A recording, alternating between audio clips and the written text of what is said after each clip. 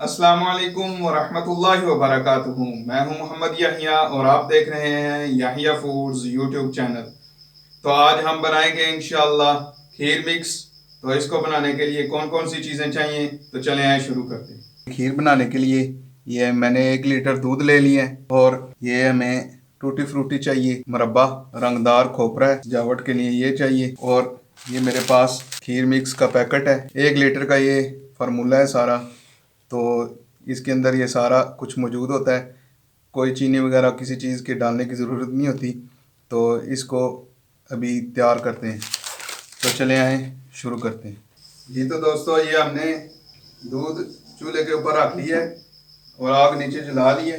इसके अंदर ये खीर का पैकेट ये डाल देंगे। बिस्मिल्लाहिर्रहमानिर्रहीम।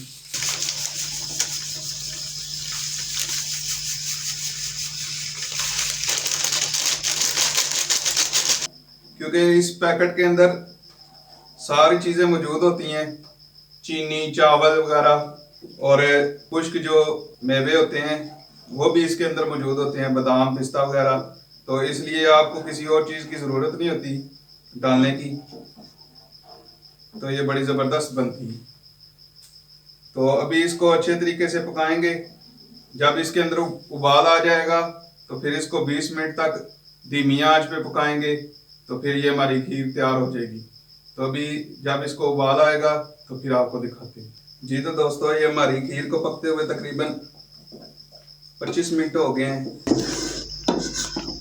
बॉयल आने के बाद हमने इसकी आग धीमी कर दी थी और इसको बर्तन खुला रख के 25 मिनट तक अच्छे तरीके से पकने दिए।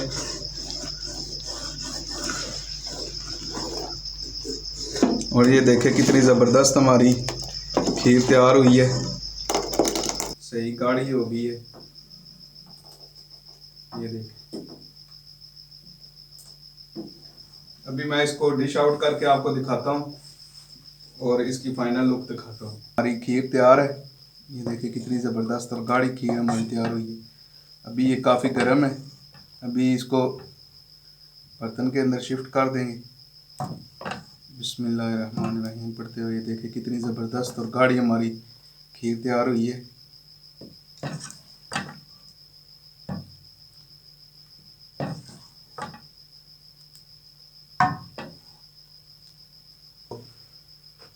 इस तरह साइडों पे ये टूटी फ्रूटी मुरब्बा है जो हमारे पास, ये डाल देंगे।